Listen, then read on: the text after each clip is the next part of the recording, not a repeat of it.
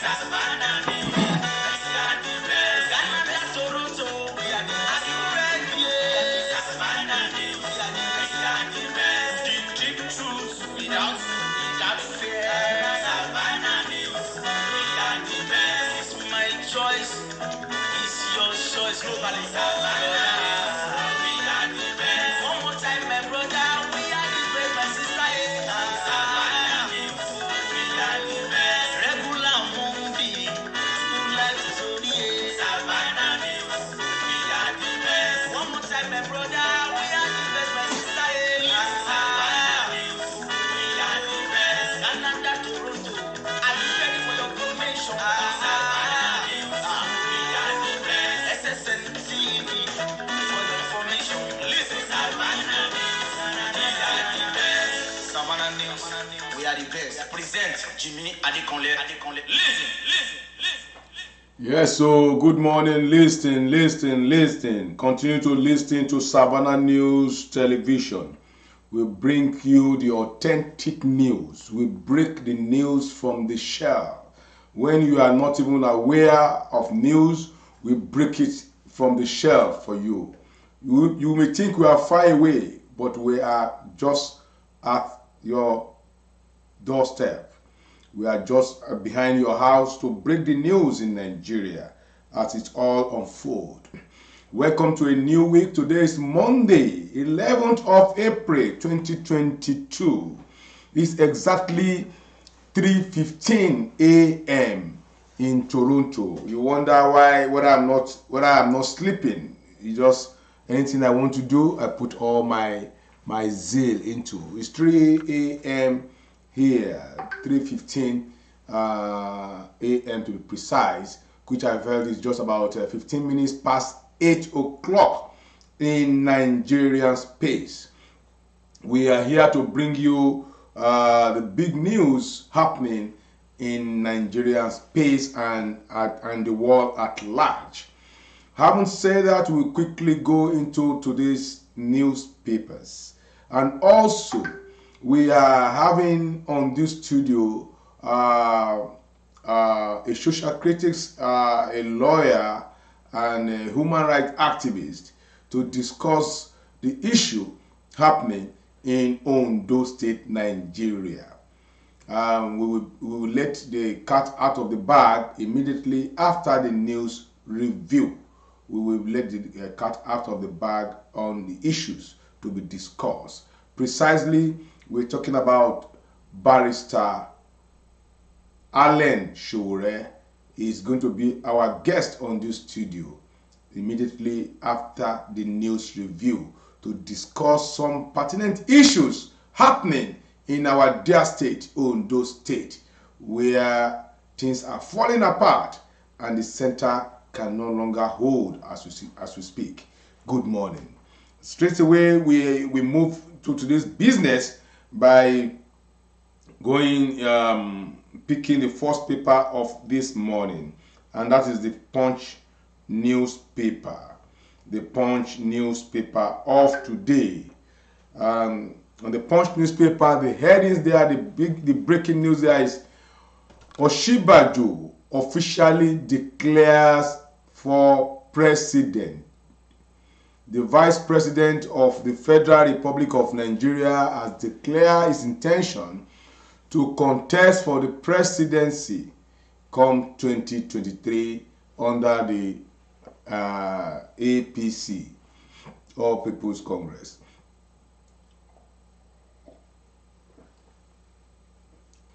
Still in the news, police arrest the husband of late popular singer Osinachi. Remember the golden voice of the gospel industry in Nigeria died last week, and there have been rumors that he died out of domestic violence from her husband, and now the husband has been arrested by the police. We'll be giving you the update as the news unfolds on that issue. From the Osinachi story, we now move to the train story, the train attack. Remember the train attack that happened some few weeks ago. The terrorists have released fresh video of kidnapped victims. I have the video, I watched the video, and I was close to tears that in a country where our leaders sworn to protect its citizens has now become a banana republic.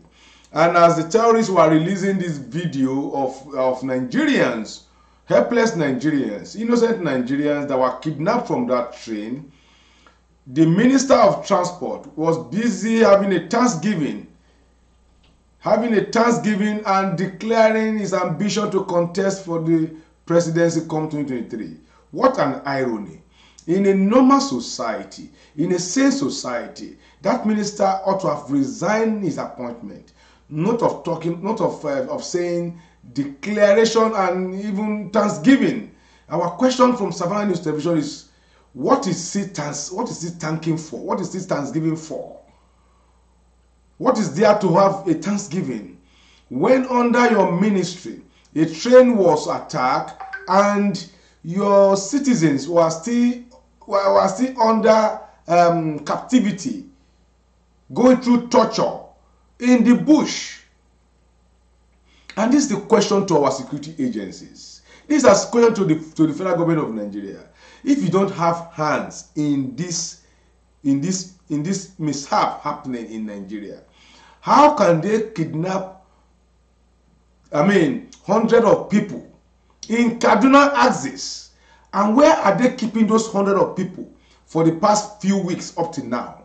That videos are coming out with the video shows them lying down inside the forest. Do we still have intelligence in our military? Do we still have military supervision? Do we still have our DSS, as they still there? The military intelligence, where are you?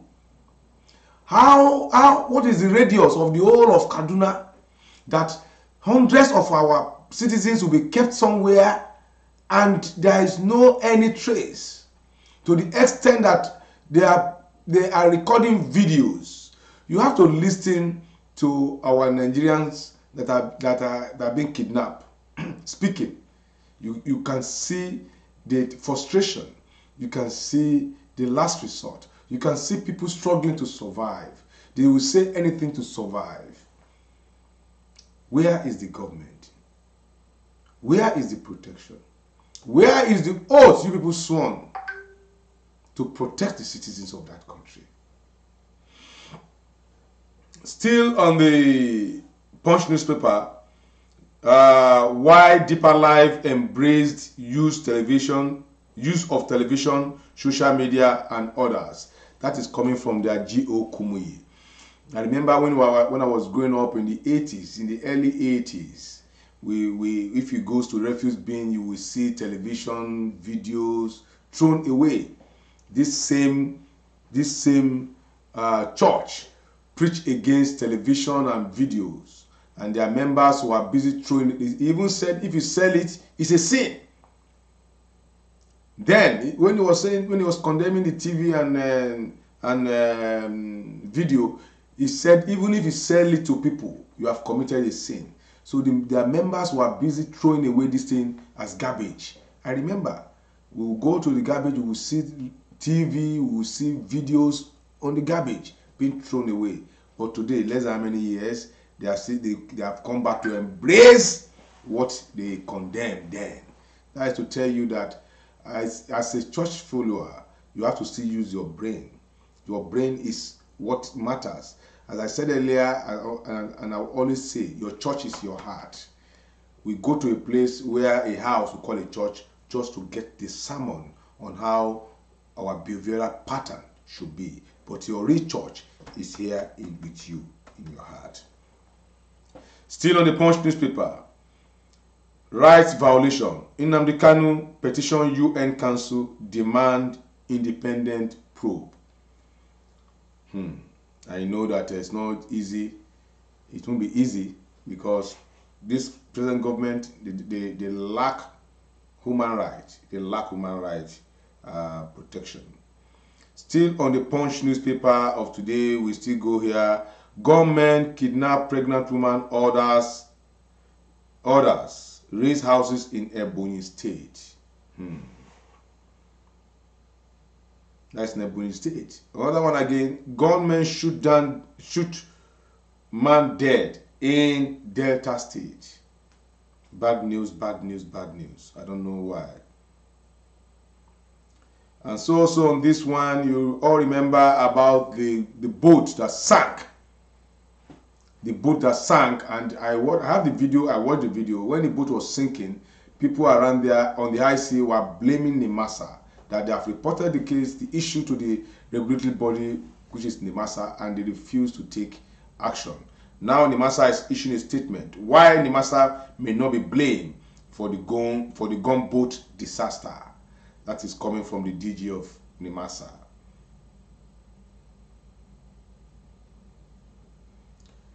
Insurance petition operators urged to meet customers' needs. You will get all these on the Punch newspaper of today. From the Punch now, we quickly move on to today's Vanguard. Breaking news again, Yemi Osinbajo declares to run for 2023 presidency.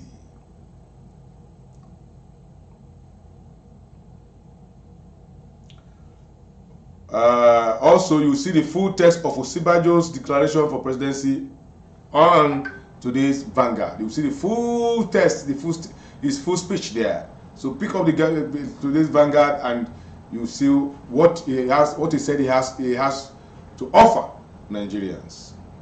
But meanwhile, he's still part of this government. Despite I say deputy, he's still a vice president. To us, he's still part of this government.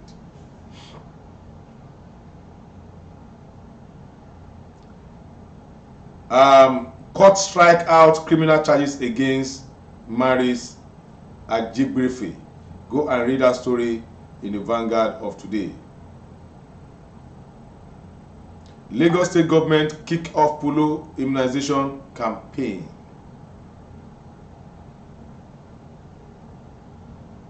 Inadequate funding delaying Port Harcourt Maiduguri rail project. That is coming from Amechi.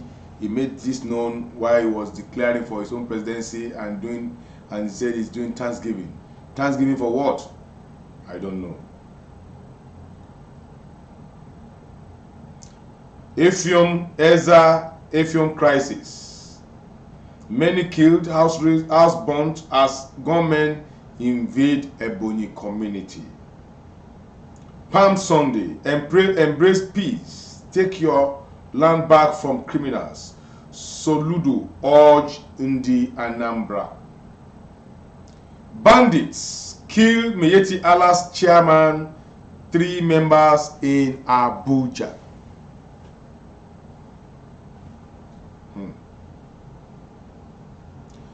Bandits attack Akwa Ibom community leader in Katsina, fought government's allegation. You will get that on the Vanguard of today. Kaduna not aware of viral video showing forest of bandits. I'm surprised they're not aware when people like us in far away North and South America have seen the video and have perused the video with the comments there. They said they are the trained victim. All of them spoke in that video. Now Kaduna State government has said they're not aware of the video. So that shows you how nonchalant these people are. Anambra Central, Emeka Ojukwu endorses Victor Ume.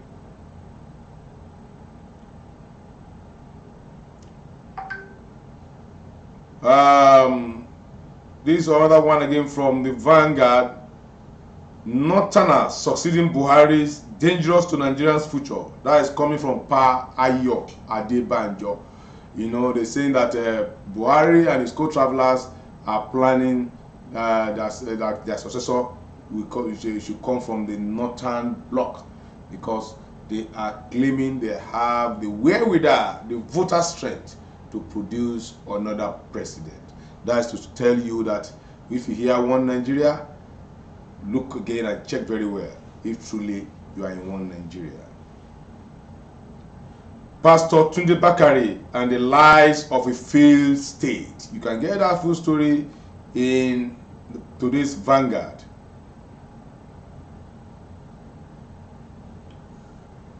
Federal government secret meeting with rights groups to blackmail us. That is coming from IPOB. 2023, Igbo have cried enough. Give us presidency. That is coming from Uzodimma, Nwanyanwu, Mbazulike, and others. From that we still have another one here. Armed men storm local street meeting in Benue. Abduct 2 officials. Abduction everywhere, killing everywhere. I don't know.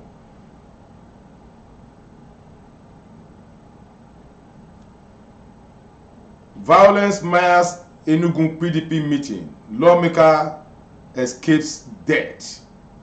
That is Enugu to PDP problem. Ebonyi. Guba APC stakeholders deny endorsing speaker.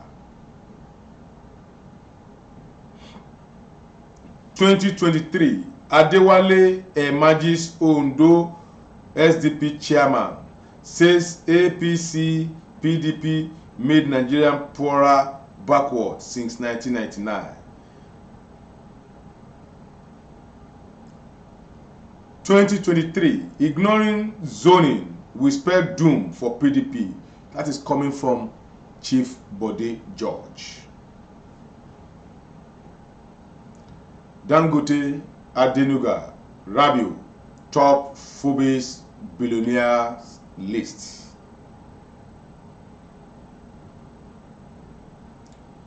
Why Angelique Kidjo beat Wizkid Kuti's orders for the Grammy. You will see orders to all these stories on the Vanguard newspaper of today. From the Vanguard, because we have our man waiting for us, from the Vanguard we will now move on to the Tribune newspaper. To the Tribune newspaper now. On here on the Tribune, still on the front page, Osibajo declares for presidency. Osibajo declared for presidency. Still on that page, we still have it here live. Osibajo declared for presidency. Still on the Tribune, TUC begins mobilization of workers for 2023. It's like they want to they want to politicize all these things. They want to go into governance themselves. Still on the Tribune of today, Yoruba people will leap for joy when they hear Sunday Igboho arrives Nigeria. That is coming from Professor Akintoye.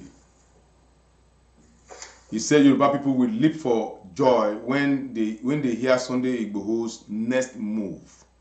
That is coming from Professor Akintoye. National grid collapse. Nigeria loses 3,317 megawatts. So prepare for another blackout, total blackout in Nigeria.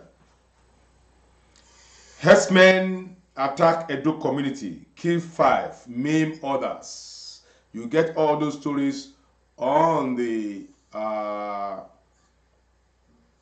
Tribune of today. On this now, Buhari greets Aliko Dangote at 65. On this junction, I think our guest is live on the studio with us, talking about Barrister Allen Showore. I think we'll bring him on board now. We'll bring him on board for our discussion this morning. We bring him on board on our discussion this morning. Yeah, Chief Barrister Alex, what a good morning from here. Good morning. Yes, you are welcome. Happy Palm Sunday.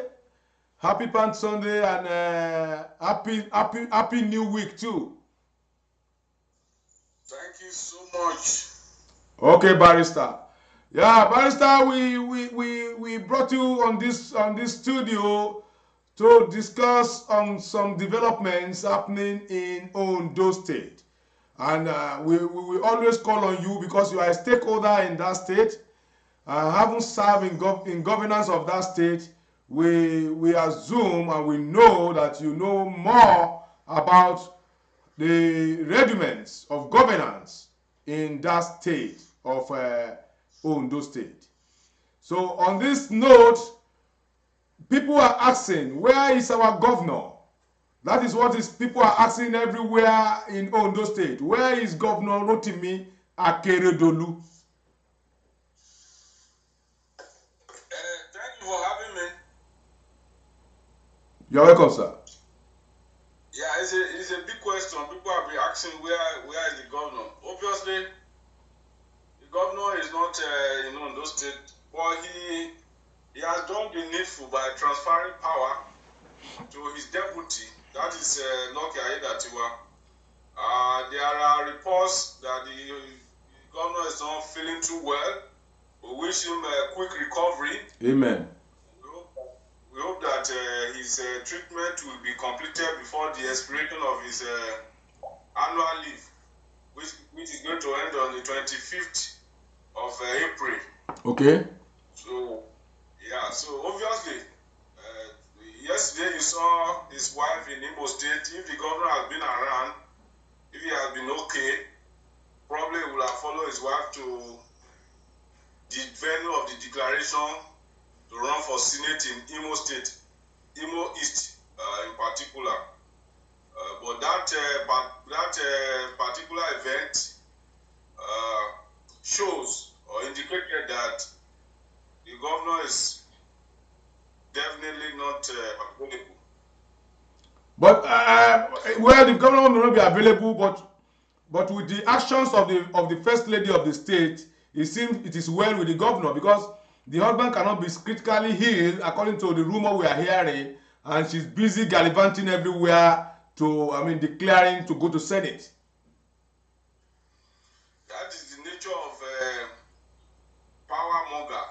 Those who are too conscious of power. They don't care. They don't give a hoot. They just want to use the opportunity. Note that the INEC timetable and the party timetable will not wait for anybody. So, the man or not, the wife does not really give a damn. All she wants is to be a senator. Okay. So, sir, you are a lawyer and a sound one for that matter. I saw the clip. I saw the pictures, the images on social media, where all the machineries of governance in Ondo State moved to Imo East for the declaration of this woman for Senate. I'm talking about the number 2 man because the governor is not in the country, and as you said he gave power, he transferred power to his deputy through the assembly, and now we are seeing the deputy governor abandoning governance in the state, going with all the machineries. I saw about almost 7 commissioners and some essays on that train going for a declaration of the woman that the wife of the governor. I mean, they move all the machineries from Ondo State. I'm sure you know the distance between Ondo State and Imo State. And these people are using taxpayers' money. Because taxpayers' money in the sense that fueling of the vehicle they are using, they will collect allowance, they will sleep in an hotel. All this is on the expense of a state that could not pay salaries. As a lawyer, is this normal? Well, thank you for that question. You see, the problem we have in our society that some of this time when you talk about it, people don't know the implication of state official traveling outside of the state. I serve as a special assistant to the governor, and I know the allowance of SC. When I was in office, if you travel outside once as SC to the governor, your allowance per night is 22,500. And you are entitled to sleep in an hotel that is not less than 15,000. That is just an SAO. For commissioner, it is higher. Commissioner can get as high as 40,000 naira per night. He is entitled to sleep in hotel, and a hotel that is worth 50,000 naira and above. For the governor, it is 6 million. Wow, 6 million. Yeah, 6 million. If a governor travels outside of his state, it is 6 million. What? Yes. So when you now multiply that, the number of commissioner, the PS, and because now the deputy governor is acting governor, so it's going to take the allowance of the governor. What? And the wife of the governor too, who is living on the resources of the state. This is huge amount of money. So it is completely a betrayal of trust as a way wasting the state resources on frivolity. Because that is not untested for Imo East. It's not part of Ondo State project. But here you have Ondo State resources being deployed to pursue the ambition of one person who formally is not even an official of the state. But she went there with retina, the full complement of government, because the husband is still the governor of Ondo State. Deploy the resources, all the vehicles, all the fuel of Ondo State, and all the money to pursue his her personal agenda. So this is breach of public trust. In a Senate crime, this is an impeachable offense, even for the husband. But we live in a country where everything goes. Nobody asks questions, and even few of us who ask questions, who ask legitimate questions, and ask leader, our governor, to account for their stewardship. You are being called names, sometimes you've been harassed and all of that. But we continue to say it. This is absurd. This is not acceptable. This is extravagance. This is mendacious for a state that cannot provide basic service for a citizen like health. Education is no longer within the reach of the people in Ondo State. Workers have not been collecting salary. In fact, some workers have completely turned to Okada rider. Pensioners are dying on a daily basis. And you see the first family wasting our common patrimony. The last time the governor flagged up the building of, I think about something 5.something billion governor lodge in Lagos. This is ridiculous. This is ridiculous, and we never had it this bad in Ondo State before, where governors will be reduced to zero, and sacrifices related to the highest level. Yeah, yeah, Barrister, you have been, as I said earlier, you are in government, you have been in governance, so you know more about that state. The first lady went to Imo and said every ward in Ondo State has 2 health centers. Is it true? Every ward? He said every ward in Ondo State has 2 health centers. He went to boast about it in Imo, that what the husband did in what they did, let me quote her. He said what we did in Ondo State by creating 2 health centers in each ward. of the state will be replicated in Imo East if elected as senator. Is it true that there are health centers in every ward in Ondo State? The question should be that does Ondo State has a functional one hospital? The general hospital that was inherited by her husband has been bastardized. You know, he tried to merge all hospital in Ondo State to one, which he called the general hospital that used to be very popular and well populated by medical practitioners in Akure. He turned it to the teaching hospital for the Ondo State University of Medicine. But he failed to upgrade it to that standard. As I speak to you, there are just 4 doctors in the state specialist hospital, or they call it teaching hospital. I do not agree to call that that 2-bedroom apartment teaching hospital with just 4 doctors and all of that. All the doctors in Ondo State, majority of them have resigned in 1 month. Just 1 month, 21 doctors resigned in Ondo State. Wow! Is it not the hospital they said if you are coming for operation or your wife is coming to deliver, you have to come with 50 kg of petrol to power the generator of the hospital? Yes. That's mother and child. Mother and child that used to be the pride of Ondo State has now been reduced to hotel, where you just go there if you like, you pay and lodge. But I can assure you, hotel. Did I hear you say hotel, barrister? Because you pay and lodge, you just lodge without getting the required treatment as it used to be. So it's not left for you to go and lodge.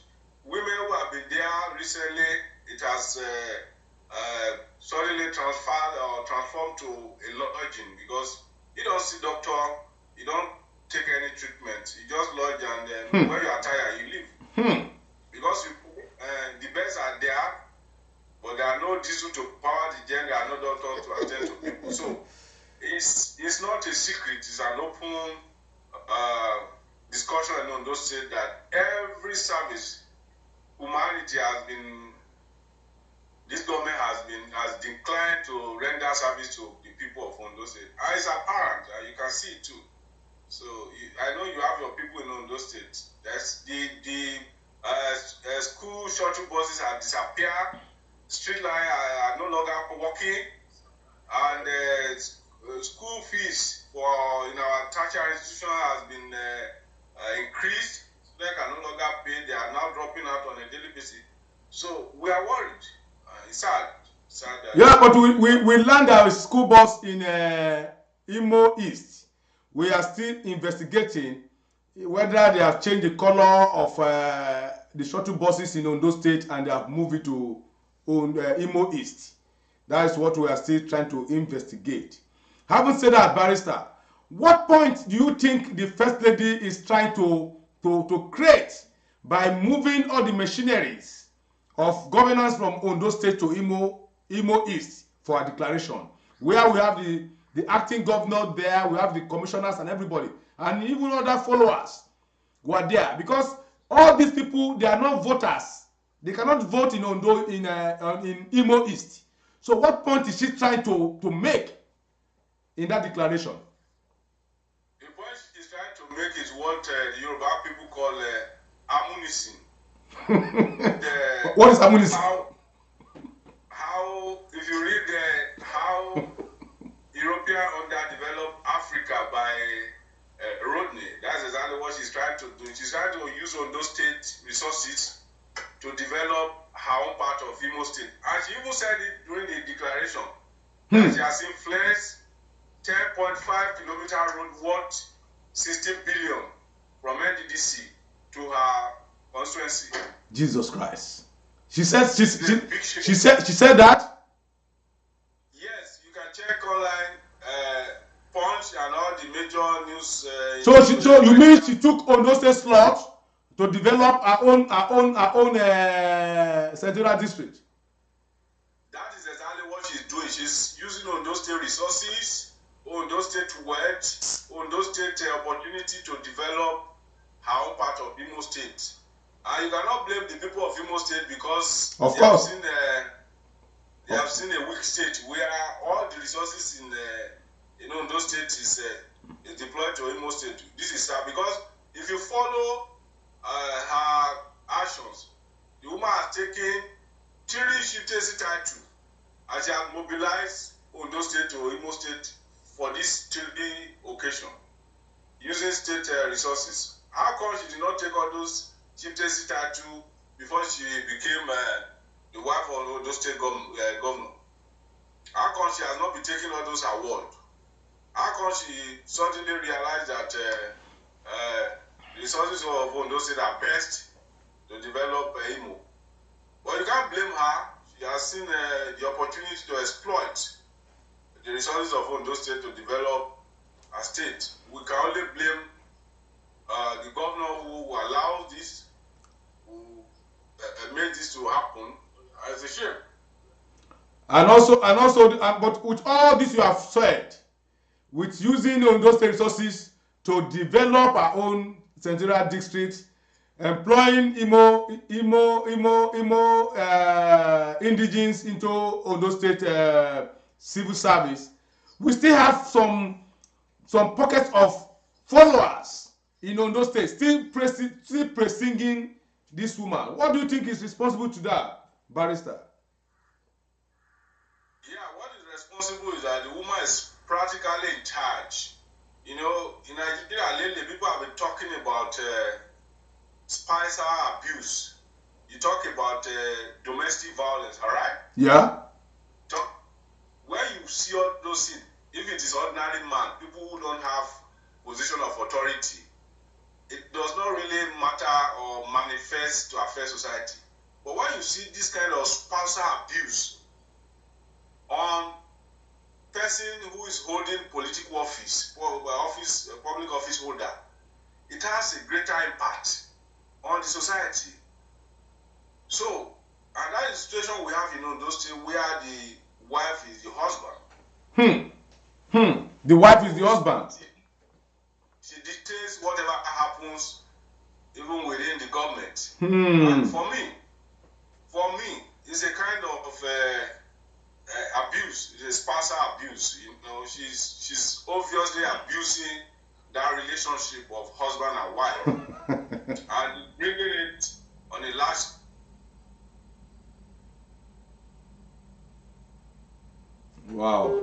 Wow. We have it.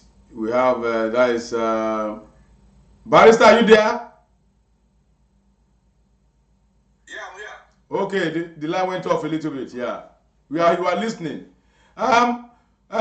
So we can now realize the reason why people are following her, because she's in charge of governance, she's in charge of appointments, she's in charge of contracts in the state. So definitely she's the de facto governor, so to speak. That's why people are following her everywhere she goes. Yes. For now, let me give you an instance for now. Okay. A governor of the state is the chief executive of the state. So the state is responsible for his food, his accommodation, because he's going to take difficult decisions. So he needs security. So he lives in a place where his designer is called government house. Yeah. Okay, for now in Ondo State, the deputy governor has not been given an opportunity to live within the government house or the government premises. Really? Yes. So now the governor is on leave. And the only person who lives in the governor house now is the wife of the governor. So you are. And all the state resources, all the security are to focus their attention on the government house. So the situation is even dicey because we don't even know who's in charge. Because when you cannot meet the governor in his office, you go to the government house. But now when the deputy governor is the anti-governor, but he does not live in government house. It's the wife of the governor who lives in government house while the governor is nowhere to be found. So how do you juxtapose that? How do you proceed that in real governance? Wow. When the person who is supposed to be in charge is not within his territory where he's supposed to operate from. For instance, now you are in a studio, operating as a journalist within the area designed for that purpose. Yeah. You will find it difficult, for instance, if you are not situated in the environment designed for the kind of job that you do. Exactly. For instance, the soldiers, they live in barracks, police live in their police station and the barracks. Yeah. Because of the job they do. Exactly. So governors live in government house or GRA, government reserve area, specific area that is fortified. They live in barracks, police live in their police station and the barracks. Now you have a situation where the person who has the deputy power is not living in the area or the premises designed to carry out the function of the governor. So it's difficult. It cannot operate efficiently. You cannot operate as a governor from your house efficiently because your house is not fortified for the function of the governor. Yeah, we are trying to, I asked you a question earlier, you have not really hammered it well for our viewers to really understand. I said, is it constitutional for the acting governor to leave the seat of power and go to another state for a mere declaration of another woman? Yes, constitutionally speaking, you know that the Nigerian Constitution granted freedom of movement. Yes. What the governor or the acting governor has done, like I said, is breach of trust. Okay. Because collectively, we have surrendered our resources, our rights, our privileges for the governor, so that in return, this is what is called a social contract. That in return, the governor will protect us, he will manage our resources very well, he will provide the health services, but he has not done that. Rather, he has used the state resources, he has deployed the state resources wrongly to pursue personal agenda. The only place where you have this, where the constitution will frown on this, is the oath of office that he has taken, which is part of the constitution. A lot of people don't know. The oath of office that the governors swear to protect his office, it's part of the constitution, is in the schedule of the constitution. So he has breached that oath of office, which he took on the first day before the assumption of office. So the constitution frowned at this, and like I said in a senile crime, these are impeachable offenses. Can indicate when you say impeachable offenses, can who can start? I mean, start the process. Can an individual, a citizen of Ondo State, that felt my state has been mismanaged, can he start the process of his impeachment through the State of Assembly? No, an individual citizen cannot. We can only petition. We can complain like what we are doing now. We are complaining, and it's public opinion. If you gauge the public opinion since yesterday, the good people of Ondo State have been very, very angry about this. So the members of the State House of Assembly should pick it up from there and call the governor to order. Say, look, you are wasting our resources. Look at what is happening in the UK. People are questioning the Prime Minister for a party against COVID-19. These are mere, in Nigeria, we don't even take the attention of anybody. But these are serious offense. The same woman we are talking about the other time, he breached his empty where there was restriction because of COVID-19. Yeah. He left it and breached all the security apparatus, all the protocol. And nothing happens. Nothing. So it is left for the State House of Assembly to look into this and come up with sanctions, because that is the duty and responsibility of the legislative arm.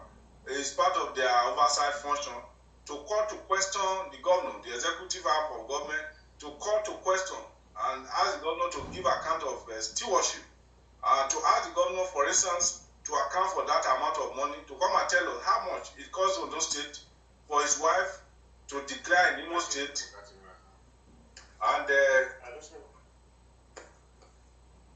he should come and give account. So it's the responsibility of the State House of Assembly.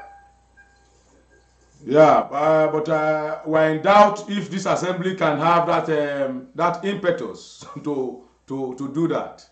Well, The assembly definitely lacks the power. that is, I understand. Well, Barrister Allen Showore, thank you for your time this morning, for this explanation, and for this detail about the breach that is going on in our dear state, Ondo State. And our parting words here is that may God deliver us from this mishap we find ourselves. Thank you, Barrister. Thank you, Barrister. Thank you. Thank you for having me. Thank you.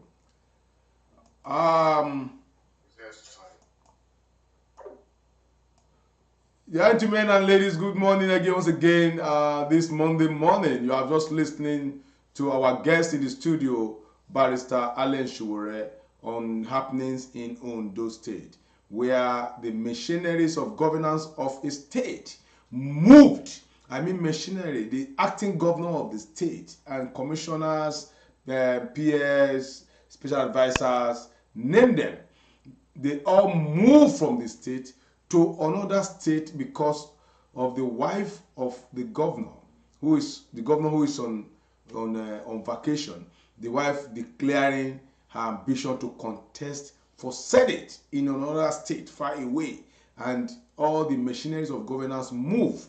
And in that note, the governance in the state was paralyzed for almost 2 days. Nothing happened in that state. File could not be signed because a woman that called herself the first lady is declaring to go to Senate, and the whole citizens in the state has to pay for it.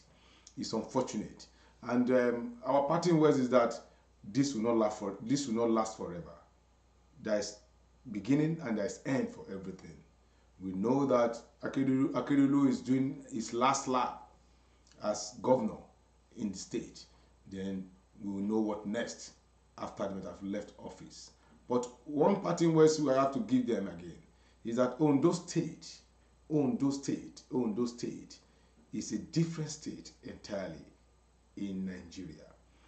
We are very thorough, and when time comes, we will all ask questions about how that state is being governed. Good morning from here, and as I said, always saying, be aware of your surroundings.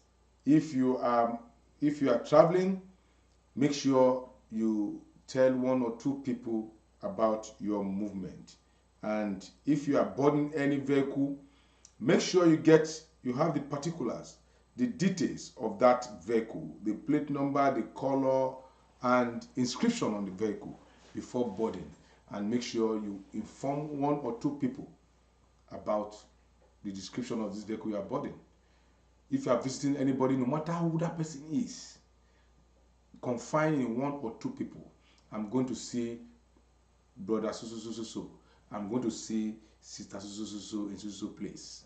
Because what is happening in Nigeria today is beyond imagination.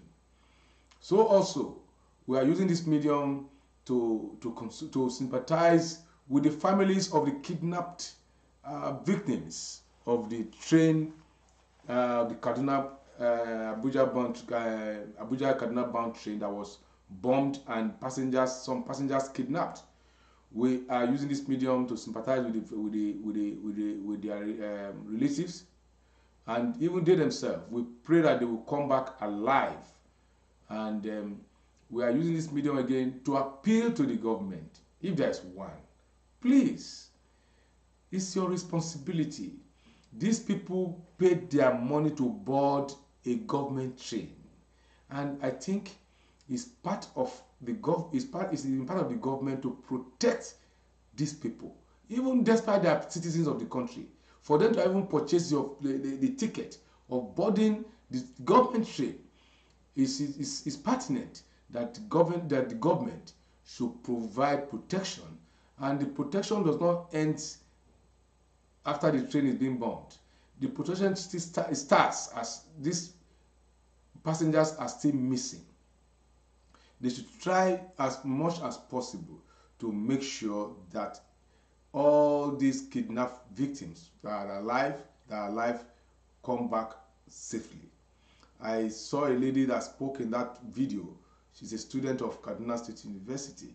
I was close to tears when she was talking.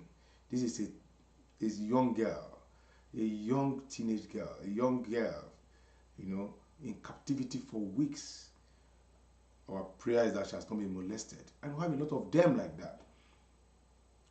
Government should look for a way in getting these people out of this den safely. And to those that have lost their life, I'm very sure that insurance covers the activities of the Nigerian Railway Corporation. They should look into it. They should not add salt into injury. Those that lost their lives, those that lost properties, should be highly compensated.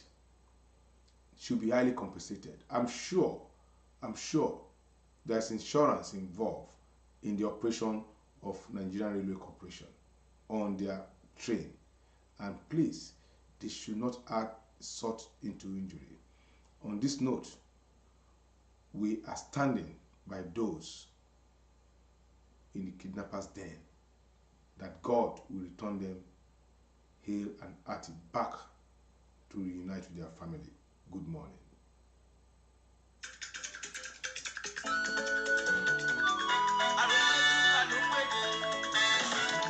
This is for Savannah News. Savannah News. We are the best. We are the best, my sister. Savannah News. We are the best. We take good news from the share. Savannah News. We are the best. For accurate reporting, the crime family. Savannah News. We are the best. SN Television, SN TV, and Savannah News. We are the best. One more time, brother. We are the best, my sister. Oh yeah. Savannah News. We are the best. If you want hear the truth about what's Savannah News. We are the best. SN Television for your information. Listen, Savannah News. We are the best. Savannah Toronto. We are the best. Savannah News. We are the best. The deep truth without fear. Savannah News. We are the best. It's my choice. It's your choice. Nobody. Savannah News. We are the best. One more time, my brother. We are the best, my sister. Savannah News. We are the best. Regular movie. True life story. Savannah News. We are the best. One more time, my brother. We are the best, my sister. Savannah News. We are the best. Canada, Toronto. Are you ready for your formation? Savannah News. We are the best. SSN TV for your information. Listen, Savannah News. We are the best. Savannah News. We are the best. Present Jimmy Adekunle. Listen.